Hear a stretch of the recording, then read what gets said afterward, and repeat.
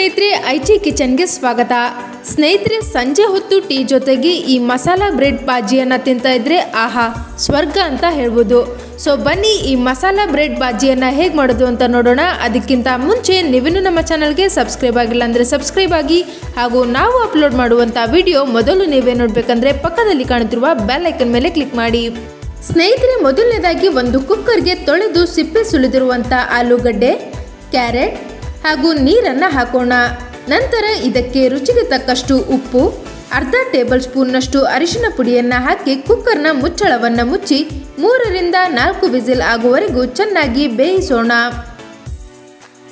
ನಂತರ ಒಂದು ಮಿಕ್ಸಿ ಜಾರ್ನಲ್ಲಿ 3 ರಿಂದ 4 ಹೆಸಳು ಬೆಳ್ಳುಳ್ಳಿ, ಸ್ವಲ್ಪ ಶುಂಠಿ, 2.5 ಟೇಬಲ್ ಸ್ಪೂನ್ನಷ್ಟು ಅಚ್ಚಕಾರದ ಪುಡಿ ಹಾಗೂ ಸ್ವಲ್ಪ ಕೊತ್ತಂಬರಿ ಮತ್ತು ಕರಿಬೇವಿನ ಸೊಪ್ಪು ಹಾಗೂ ಸ್ವಲ್ಪ ನೀರನ್ನು ಹಾಕಿ ಚೆನ್ನಾಗಿ ಪೇಸ್ಟ್ ರೀತಿಯಲ್ಲಿ ರುಬ್ಬಿಕೊಳ್ಳೋಣ.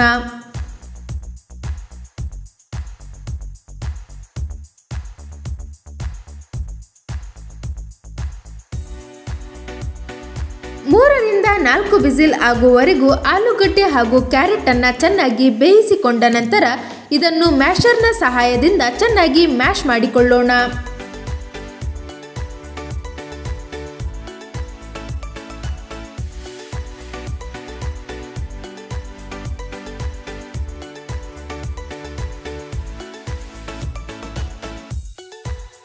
ನಂತರ ಒಂದು ಕಡಾಯಿಯಲ್ಲಿ ಸ್ವಲ್ಪ ಅಡುಗೆ ಎಣ್ಣೆಯನ್ನು ಹಾಕೋಣ.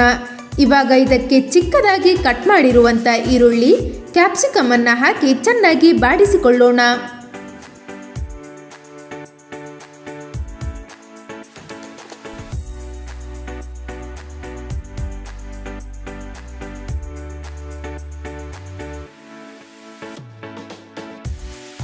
ಈರುಳ್ಳಿ ಹಾಗೂ ಕ್ಯಾಪ್ಸಿಕಮ್ ಅನ್ನು ಚೆನ್ನಾಗಿ ಬಾಡಿಸಿಕೊಂಡ ನಂತರ ಇದಕ್ಕೆ ಚಿಕ್ಕದಾಗಿ ಕಟ್ ಮಾಡಿರುವಂಥ ಟೊಮ್ಯಾಟೊವನ್ನು ಹಾಕಿ ಮತ್ತೊಮ್ಮೆ ಚೆನ್ನಾಗಿ ಬಾಡಿಸಿಕೊಳ್ಳೋಣ.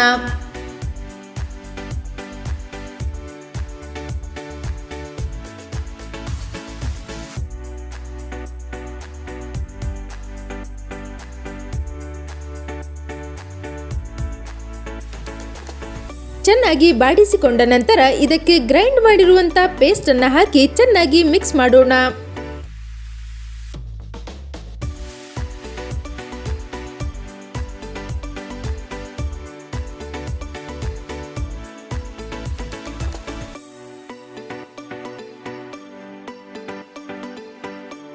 ಚೆನ್ನಾಗಿ ಮಿಕ್ಸ್ ಮಾಡಿದ ನಂತರ ಇದಕ್ಕೆ ಅರ್ಧ ಟೇಬಲ್ ಸ್ಪೂನ್ನಷ್ಟು ಪೆರಿ ಪೆರಿ ಚಾಟ್ ಮಸಾಲ, ಧನಿಯಾ ಪೌಡರ್, ಅರಿಶಿನ ಪುಡಿ ಮತ್ತು ರುಚಿಗೆ ತಕ್ಕಷ್ಟು ಉಪ್ಪು ಹಾಗೂ 1 ಟೇಬಲ್ ಸ್ಪೂನ್ನಷ್ಟು ಪಾವ್ ಭಾಜಿ ಮಸಾಲವನ್ನು ಹಾಕಿ ಚೆನ್ನಾಗಿ ಮಿಕ್ಸ್ ಮಾಡೋಣ.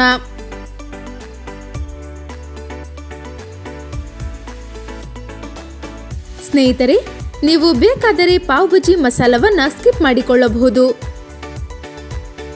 ಚೆನ್ನಾಗಿ ಮಿಕ್ಸ್ ಮಾಡಿದ ನಂತರ ಇದಕ್ಕೆ ಒಂದು ಪ್ಲೇಟನ್ನು ಮುಚ್ಚಿ 30 ಸೆಕೆಂಡ್ಗಳ ಕಾಲ ಬೇಯಲು ಬಿಡೋಣ. 30 ಸೆಕೆಂಡ್ಗಳ ಕಾಲ ಬೇಯಿಸಿದ ನಂತರ ಮತ್ತೊಮ್ಮೆ ಚೆನ್ನಾಗಿ ಮಿಕ್ಸ್ ಮಾಡೋಣ.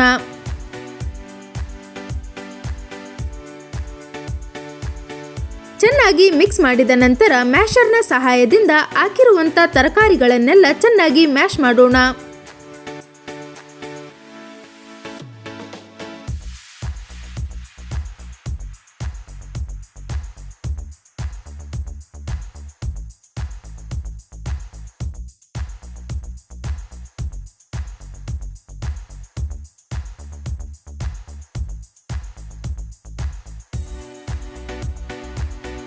ತರಕಾರಿಗಳನ್ನೆಲ್ಲ ಚೆನ್ನಾಗಿ ಮ್ಯಾಶ್ ಮಾಡಿಕೊಂಡ ನಂತರ ಮತ್ತೊಮ್ಮೆ ಮಿಕ್ಸ್ ಮಾಡೋಣ. ಮಿಕ್ಸ್ ಮಾಡಿದ ನಂತರ ಇದಕ್ಕೆ ಬೇಯಿಸಿರುವಂಥ ಆಲೂಗಡ್ಡೆ ಹಾಗೂ ಕ್ಯಾರೆಟ್ ಮಿಶ್ರಣವನ್ನು ಹಾಕಿ ಚೆನ್ನಾಗಿ ಮಿಕ್ಸ್ ಮಾಡೋಣ.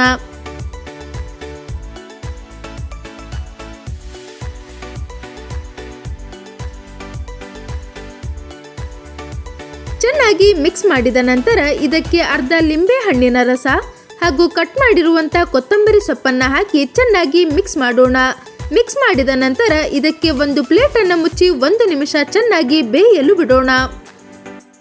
1 ನಿಮಿಷ ಚೆನ್ನಾಗಿ ಬೇಯಿಸಿದ ನಂತರ ಮಸಾಲಾ ಬ್ರೆಡ್ನಲ್ಲಿ ತಿನ್ನಲು ಬೇಕಾಗಿರುವಂಥ ಬಾಜಿ ರೆಡಿಯಾಗಿದೆ.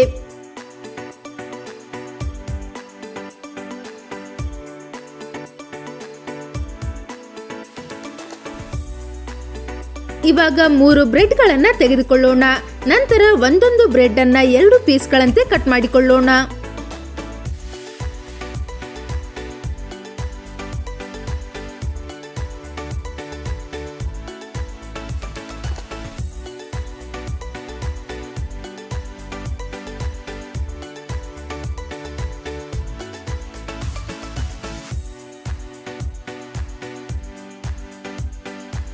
ನಂತರ ಒಂದು ದೋಸೆ ಪ್ಯಾನ್ಗೆ 1 ಟೇಬಲ್ ಸ್ಪೂನ್ನಷ್ಟು ಬಟರ್ ಅನ್ನು ಹಾಕಿ ಸುತ್ತಲೂ ಅಪ್ಲೈ ಮಾಡೋಣ.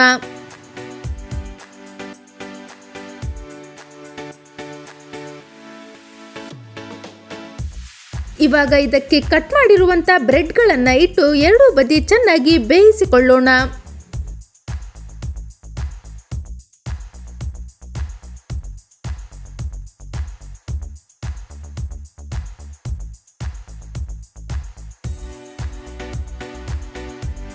ಬ್ರೆಡ್ ಅನ್ನ 2 ಬದಿ ಚೆನ್ನಾಗಿ ಬೇಯಿಸಿಕೊಂಡ ನಂತರ ಹಂಚಿನ ಒಂದು ಭಾಗದಲ್ಲಿ ಬೇಯಿಸಿರುವಂತ ಬ್ರೆಡ್ಗಳನ್ನು ಸರಿಸೋಣ.